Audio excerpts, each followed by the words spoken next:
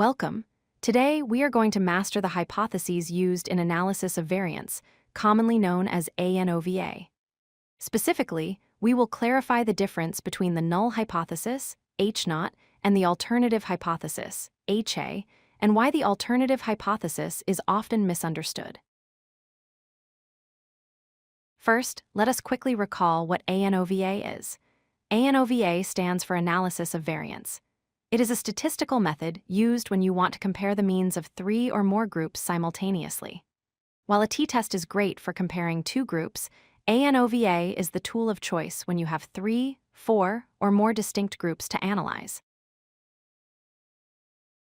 Let's start with the null hypothesis, denoted as H0. In ANOVA, the null hypothesis is a statement of equality. It assumes that there are absolutely no differences between the group means. Mathematically, we write this as mu1 equals mu2 equals mu3, and so on for all groups. It represents the status quo, implying that the factor you are testing has no effect whatsoever. If the null hypothesis were true, and we visualize the data, all groups would come from the exact same population distribution. Their bell curves would theoretically overlap perfectly on top of each other. This is what we mean by equality. There is effectively no distinction between Group A, Group B, or Group C. Now let's look at the alternative hypothesis, denoted as HA. This is where it gets tricky. The alternative hypothesis states that at least one mean is different. Notice carefully, it does not say that all means are different.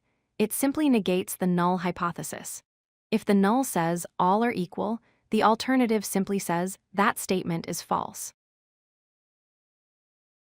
Here is the most common mistake beginners make.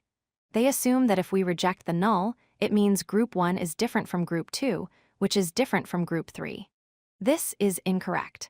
The mathematical notation mu1 is not equal to mu2, is not equal to mu3, is wrong for the alternative hypothesis. The correct interpretation is simply that not all means are equal. It leaves the door open for various possibilities.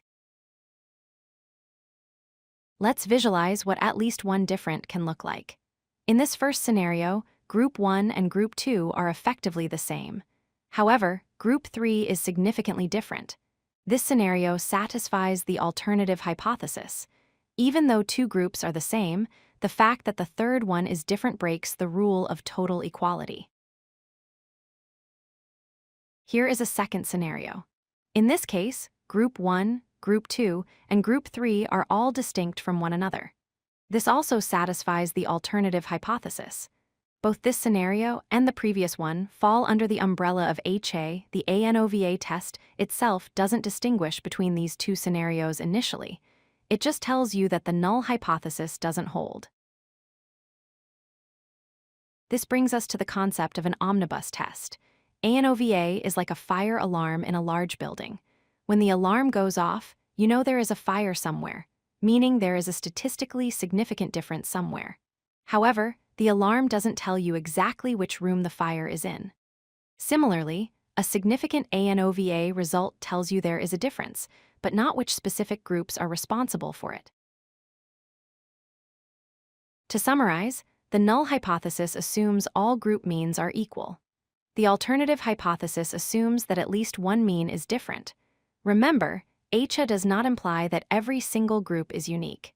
If you do find a significant result, you would then need to perform follow-up tests, called post hoc tests, to pinpoint exactly where those differences lie. If you like this video, hit that like button and don't forget to subscribe. Visit codelucky.com for more such useful content.